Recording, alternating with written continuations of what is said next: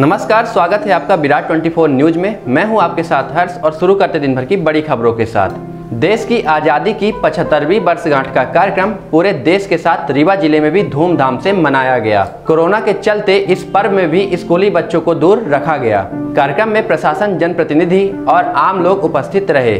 कार्यक्रम की शुरुआत ध्वजारोहण से हुई। प्रदेश के विधानसभा अध्यक्ष गिरीश गौतम 9 बजे एसएफ ग्राउंड पहुंचकर ध्वजारोहण कर परेड की सलामी ली। श्री गौतम ने परेड का निरीक्षण किया और मुख्यमंत्री का प्रदेश की जनता के नाम संदेश का वाचन किया। मुख्यमंत्री के संदेश में कोविड-19, पुलिस आरक्षकों की भर्ती और अन्य विकास कार्यक्रमों के साथ साथ आने वाली योजनाओं का संदेश दिया गया। मुख्यमंत्री के संदेश वाचन के बाद राष्ट्रगीत का गायन हुआ और सलामी दी गई।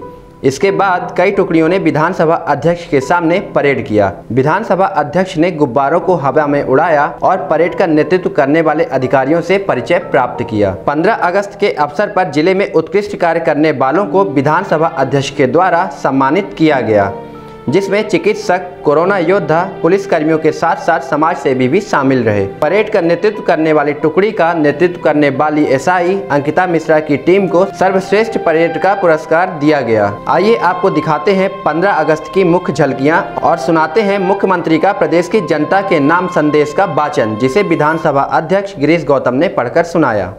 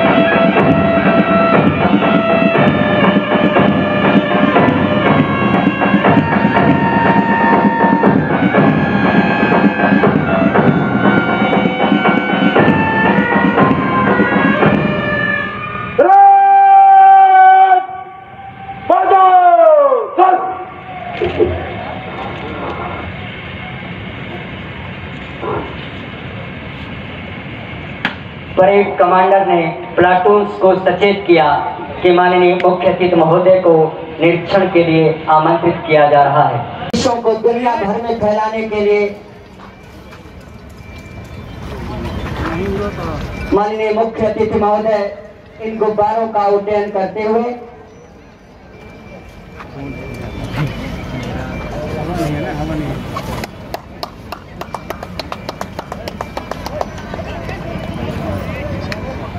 को उड़ान दी है।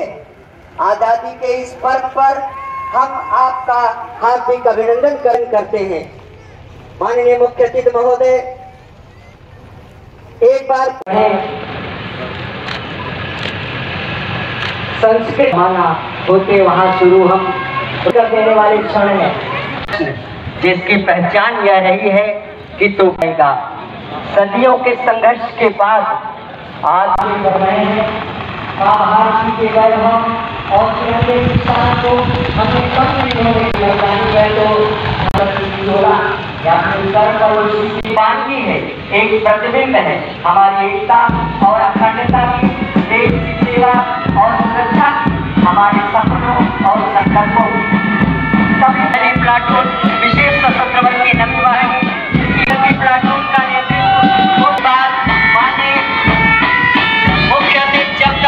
विंध्याचल की पावन भूमि है। तानसेन और बीरबल इसी माटी की धरोहर है। बाणभट्ट की कादंबरी यही पल्लवित और पुष्पित हुई तो हिंदी साहित्य का पहला नाटक आनंद रघुनंदन यही प्रकट। धीरे धीरे माननीय मुख्य अतिथि महोदय गणमान्य नागरिकों का अभिवादन स्वीकार करते हुए मंच की ओर बढ़ रहे हैं। हिंद धरा के लाडले सपूत, जनप्रिय जनसेवक, जिनके विषय में आप हम सभी जानते हैं, संघर्षों से एक योद्धा की तरह हैं। पांव के कांटों और छालों ने आप अपने लक्ष्य को पाने का दृढ़ संकल्प लिए हुए सलामी मंच की ओर अग्रसर होते हुए, साथियों, हमें बहुत ही गर्व है इन सैनिकों पर जो अपनी विषम परिस्थितियों में भी हमारे लिए अपना जीवन निछावर करने के लिए सरहदों पर तैनात रहते हैं। आओ झुककर उन्हें सलाम करें जो देते हैं जान वतन के लिए। सहर्ष ससम्मान हम स्वागत करते हैं इन जवानों का। आज की इस परेड के परेड कमांडर श्री केशव सिंह चौहान, रक्षक निरीक्षक Rewa, second in command Anjali Gupta, सूबेदार रक्षक केंद्र रीवा, सलामी मंच की ओर अग्रसर होते हुए SAF 9वीं बटालियन की टुकड़ी उप निरीक्षक संतोष अवस्थी के कुशल नेतृत्व में सलामी मंच की ओर अग्रसर होते हुए पुलिस लाइन बटालियन SAF की टुकड़ी उप निरीक्षक ब्रजेश पांडे के कुशल नेतृत्व में सलामी मंच की ओर ध्वज को सलामी देते हुए के कुशल नेतृत्व में कदम से कदम मिलाते हुए मंच की ओर अग्रसर होते हुए पुलिस प्रशिक्षण शाला PTS उप निरीक्षक चित्रांगदा सिंह के कुशल नेतृत्व में सलामी मंच की ओर बढ़ती हुई ध्वज को सलामी देती हुई जिला पुलिस बल महिला प्लाटून उप निरीक्षक अंकिता मिश्रा के कुशल नेतृत्व में सलामी के लिए मंच की ओर अग्रसर होते हुए हमारी होमगार्ड की टुकड़ी प्लाटून कमांडर की ओर बढ़ते हुए कदम से कदम मिलाते हुए गर्व से सीना और मकसद ऊंचा। और हमारा ये विशेष बैंड दल सशस्त्र 9वीं वाहिनी पिछले कई वर्षों से निरीक्षक वंदे अहमद खान के कुशल नेतृत्व में सलामी मंच की ओर बढ़ते हुए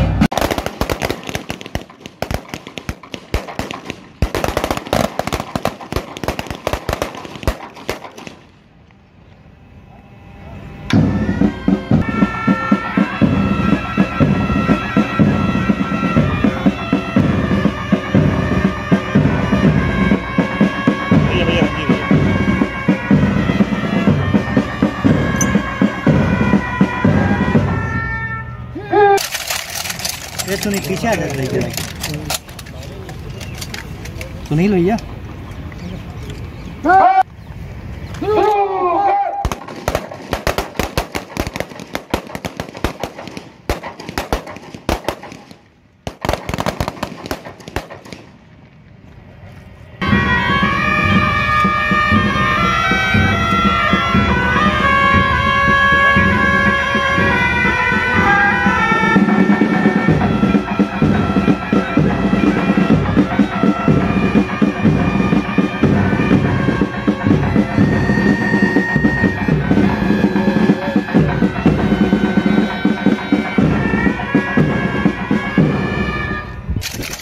तीसरे और अंतिम हर्ष फायर में अतिथि और दर्शक दीर्घा में हम आप सभी सावधान की मुद्रा में खड़े होंगे।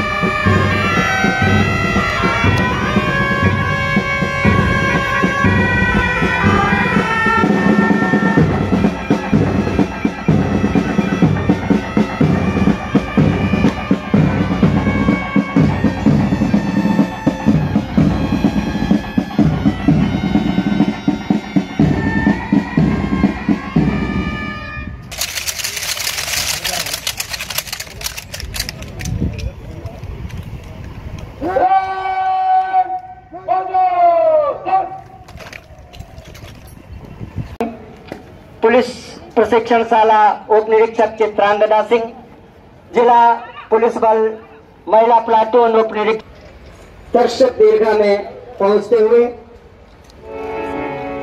और अब मध्य प्रदेश भारत का हृदय प्रदेश चंबल और शिप्रा की नदियों का तलतल निनाद, महाकाल का आशीर्वाद जिस प्रदेश को मिलता है। आइए हम मध्य प्रदेश गान की प्रस्तुति सुने। संगीत आचार्य प्रफुल्ल तिवारी के कुशल निर्देशन में तैयार किया हुआ ये हमारे प्रदेश के वैभव का गान।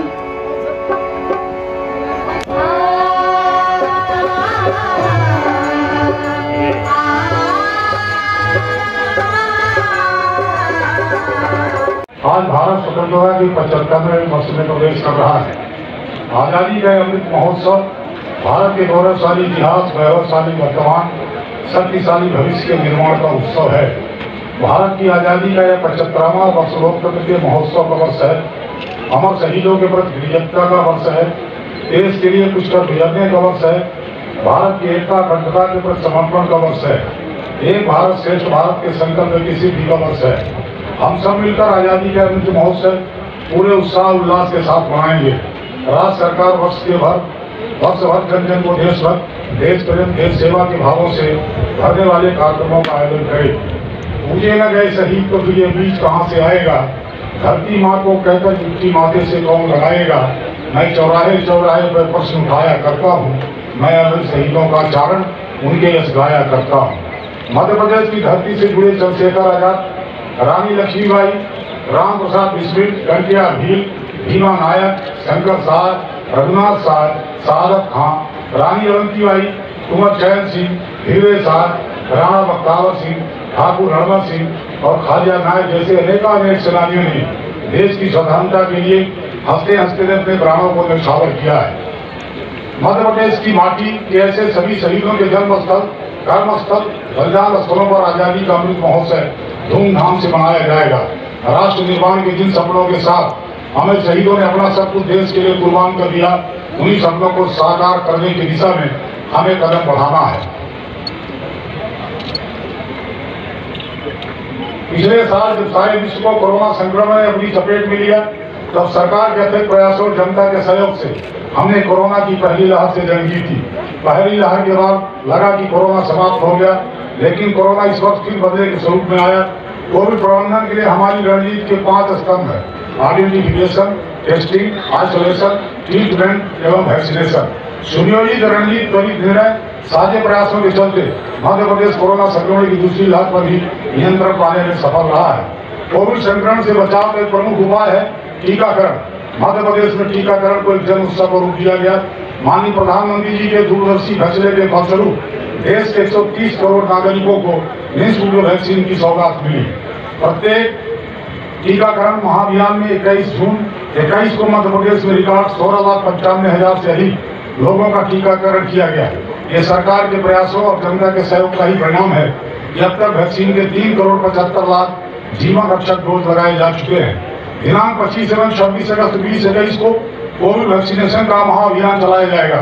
टीका कोविड का सबसे असरदार सुरक्षा कवच है, अतः इस महाअभियान में बढ़-चढ़ हिस्सा लें और टीकाकरण अवश्य कराएं। कोरोना जैसी आपदाओं से जंग केवल सरकार के बलबूते पर नहीं जीती जा सकती है। राज्य सरकार ने जन सहभागिता के साथ निर्णय की पद्धति को मूल मंत्र बनाकर हर स्तर पर समाज को कोविड संबंधी निर्णयों में भागीदार बनाया है। नियंत्रण और निर्णय भोपाल से नहीं बल्कि स्थानीय स्तर पर स्थानीय परिस्थितियों को देखते हुए लिए गए हैं। प्रत्येक जिला में विकास खंड, वार्ड, ग्राम स्तरीय क्राइसिस मैनेजमेंट ग्रुप्स का गठन किया गया है। मध्य प्रदेश की जन भागीदारी आधारित कोरोना आपदा प्रबंधन मंडल को पूरे देश में सराहना मिली है। प्रदेश के सभी हेल्थ वर्कर्स, फ्रंटलाइन वर्कर्स, सामाजिक संस्थाएं, क्राइसिस मैनेजमेंट ग्रुप, स्वयं सेवक और जनप्रतिनिधि हृदय से बधाई के पात्र हैं, जिन्होंने अपने प्राणों की परवाह न करते हुए कोरोना के कठिन समय में प्रदेश के नागरिकों को दिन रात निस्वार्थ भाव से सेवा की है। कोरोना के कहर चश्मे ही काल के काल में समा गए प्रदेश के नागरिकों के प्रति विनम्र श्रद्धासुमन अर्पित करते हुए मैं विश्वास दिलाना चाहता हूँ कि सरकार उनके परिजनों के साथ हमेशा खड़ी है। संकट की घड़ी में प्रदेश की जनता को संबल देने के लिए सरकार द्वारा अनेक अभिनव योजनाएं प्रारंभ की गई है। मुख्यमंत्री कोविड-19 उपचार योजना के माध्यम से 12,000 से अधिक आयुष्मान कार्ड धारियों के निःशुल्क उपचार की व्यवस्था की गई है। कोविड-19 के संक्रमण के कारण संरक्षक और माता पिता की मृत्यु होने पर उनके आश्रित बालक बालिकाओं को शिक्षा, आर्थिक सहायता खाद्य सहायता देने के लिए मुख्यमंत्री कोविड बाल सेवा योजना प्रारंभ कर अब तक 780 बालक बालिकाओं को लाभान्वित किया जा चुका है। राज्य सरकार द्वारा कोरोना की संभावित तीसरी लहर से सुरक्षा हेतु एक सुनियोजित रणनीति बनाते हुए समस्त आवश्यक तैयारियां की गई है। अस्पतालों में बिस्तरों की संख्या बढ़ाना, ऑक्सीजन का प्रबंधन, दवा, इंजेक्शन, उपकरणों की उपलब्धता, मानव संसाधन का प्रबंधन तथा प्रशिक्षण एवं ट्रीटमेंट प्रोटोकॉल पर विशेष फोकस किया गया है। प्रतिदिन अधिक से अधिक कोविड टेस्ट किए जा रहे हैं। संभावित संक्रमितों को आइसोलेट करने एवं गंभीर मरीजों को उपचार की व्यवस्था की गई है। मुझे पूरा विश्वास है कि समाज के सहयोग से पूर्व की बात भविष्य में भी सरकार कोरोना आपदा से निपटने में सफल होगी। सुखी जीवन की पहली शर्त निरोगी होना है। प्रत्येक जरूरतमंद को समय पर उपचार मिले, यह सरकार की सर्वोच्च प्राथमिकता है। आयुष्मान भारत, निरामयम मध्य प्रदेश योजना में हमने प्रत्येक पात्र परिवार को प्रतिवर्ष 5 लाख रुपए तक की राशि उपचार की सुविधा उपलब्ध कराई है। अब तक 2 करोड़ 50 लाख से अधिक आयुष्मान कार्ड बनाए जा चुके हैं। रोगों के उपचार एवं रोकथाम की भारतीय चिकित्सा पद्धतियों को प्रोत्साहन दिया जा रहा है। कोरोना की दूसरी लहर के दौरान होम आइसोलेशन में रह रहे रोगियों के शीघ्र स्वास्थ्य लाभ के लिए योग से निरोग कार्यक्रम आरंभ किया गया। इसके माध्यम से प्रदेश के लगभग 3000 योग प्रशिक्षकों द्वारा 1,15,000 से अधिक मरीजों को योग आसन और प्राणायाम का अभ्यास कराया गया। 1 वर्ष के भीतर कोविड की 2 लहरों के आने से लोगों के रोजगार, रोजी रोटी पर संकट आया, उद्योग धंधों पर भी असर पड़ा। कोरोना के प्रकोप के चलते राज्य की अर्थव्यवस्था पूरी तरह प्रभावित हुई। गंभीर आर्थिक संकट होने के बावजूद राज्य सरकार द्वारा विकास कार्यों, कमजोर वर्गों की सहायता में कोई कमी नहीं आने दी। एक और विकास कार्यों के लिए पर्याप्त बजट की व्यवस्था की गई, वहीं दूसरी ओर किसानों, मजदूरों, गरीबों, निराश्रितों, दिव्यांगों, कमजोर वर्गों, महिलाओं, वृद्धजनों, कल्याणी बहनों आदि को विभिन्न योजनाओं में सहायता उपलब्ध कराई गई। यह कार्रवाई निरंतर जारी रहेगी। प्रधानमंत्री श्री नरेंद्र मोदी की आत्मनिर्भर भारत की परिकल्पना को साकार करने की दिशा में मध्य प्रदेश तेजी से आगे बढ़ रहा है। आत्मनिर्भर मध्य प्रदेश के रोड मैप के 4 स्तंभों भौतिक अधोसंरचना, सुशासन, शिक्षा एवं स्वास्थ्य तथा अर्थव्यवस्था एवं रोजगार के लिए निर्धारित कम से कम आउटपुट की नियमित मॉनिटरिंग की जा रही है। अधोसंरचना विकास का आधार है। प्रदेश में वर्ष में 2024-25 तक सिंचाई क्षमता को 65 लाख हेक्टेयर तक ले जाने का लक्ष्य है। नर्मदा घाटी विकास परियोजना के माध्यम से वर्ष 2021 में 5,70,000 हेक्टेयर क्षेत्र में सिंचाई सुविधा उपलब्ध कराई गई है। नर्मदा कछार में लगभग 26,000 करोड़ रुपए की लागत से करीब 5.5 लाख हेक्टेयर में 10 सिंचाई परियोजनाओं के निर्माण की दिशा में कदम बढ़ाए गए हैं। केन बेतवा लिंक राष्ट्रीय परियोजना का समझौता ज्ञापन इसी वर्ष माननीय प्रधानमंत्री की उपस्थिति में हस्ताक्षरित किया गया। इस महत्वाकांक्षी परियोजना से मध्य प्रदेश को 8,11,000 हेक्टेयर क्षेत्र में सिंचाई, 41,00,000 आबादी को पेयजल तथा 103 मेगावाट की विद्युत सुविधा प्राप्त हो सकेगी। विद्युत के क्षेत्र में निरंतर आत्मनिर्भर बने रहने के लिए विद्युत उपलब्धता में इस साल 2,200 मेगावाट की वृद्धि की योजना है। खेती और घरेलू उपयोग के लिए राज्य सरकार द्वारा बिजली पर लगभग 21,000 करोड़ रुपए की सब्सिडी दी जा रही है, ताकि हर गरीब को सस्ती दरों पर बिजली मिल सके। स्वतंत्रता दिवस के हम सब के लिए आत्मावलोकन का अवसर है कि हम भावी पीढ़ी के लिए किस प्रकार की विरासत छोड़कर जाएंगे। ऊर्जा के वैकल्पिक साधनों का अधिक से अधिक उपयोग, दैनिक दिनचर्या में छोटे छोटे कार्यों में ऊर्जा की बचत आदत डालना, अधिक से अधिक पेड़ लगाना, उनका संरक्षण करना, ये सब हमारे जीवन का हिस्सा बनना आवश्यक है। Madhya Pradesh heart of India है, अब हमें उसे लंग ऑफ इंडिया बनाना है। ग्लोबल वार्मिंग, जलवायु परिवर्तन के प्रभावों से निपटने की दिशा में कदम बढ़ाते हुए राज्य सरकार ऊर्जा साक्षरता अभियान प्रारंभ करने जा रही है। विश्व में अपने किस्म के इस अनूठे अभियान के माध्यम से स्कूलों, कॉलेजों के विद्यार्थियों को सौर ऊर्जा की बचत के विषय में जानकारी दी जाएगी, ताकि वे जिम्मेदार और जागरूक नागरिक के रूप में ऊर्जा संरक्षण के अनुरूप बने। असली भारत गांव में बसता है। गांव के विकास के बिना देश का विकास नहीं हो सकता। जब भी गांव में पीने का पानी लाने की बात होती है, हर इसका ध्यान महिलाओं को ही रखना पड़ता है। महिलाएं और बेटियां गांव के कुओं से, तालाब, नदियों से, हैंडपंप से दूर दराज से पानी लाने के लिए विवश थी। माननीय प्रधानमंत्री जी ने इस कष्ट को समझा। हर गांव में घर घर तक पीने का शुद्ध पानी पहुंचाने के लिए जल जीवन मिशन प्रारंभ किया गया। इस मिशन के अंतर्गत हमने वर्ष 2023 तक प्रदेश के कुल 1 करोड़ 22 लाख ग्रामीण परिवारों में हर घर में नल से जल पहुंचाने का संकल्प लिया है। सड़कें विकास की वाहिनी, लोक परिवहन का साधन है। प्रदेश में इस वर्ष 2000 किलोमीटर लंबाई की सड़कों का निर्माण एवं उन्नयन, 2,500 किलोमीटर सड़कों का नवीनीकरण 80 बड़े पुल एवं रेलवे ओवरब्रिज का निर्माण किया जा रहा है। इन कार्य पर 5,530 करोड़ रुपए खर्च किए जाएंगे। निजी सड़कों की मरम्मत एवं रख रखाव पर विशेष ध्यान दिया जा रहा है। किसान प्रदेश की खुशहाली के ध्वजवाहक है। मुख्यमंत्री किसान कल्याण योजना में वर्ष 2021-22 में प्रथम किस्त के रूप में 75 लाख किसानों को लगभग 1,500 करोड़ रुपए की राशि का वितरण किया गया। प्रधानमंत्री किसान सम्मान निधि योजना में लगभग 81 लाख किसानों को अब तक लगभग 11,000 करोड़ रुपए की राशि का वितरण किया जा चुका है। प्रधानमंत्री फसल बीमा योजना में लगभग 9,000 करोड़ रुपए से अधिक की दावा राशि 45,40,000 से ज्यादा पात्र किसानों को भुगतान किया जा चुका है। कृषि अधोसंरचना निधि के उपयोग में मध्य प्रदेश देश में प्रथम स्थान पर है। अब तक कुल 998 परियोजनाओं हेतु 516 करोड़ रुपए से अधिक की ऋण राशि जारी कर दी गई है।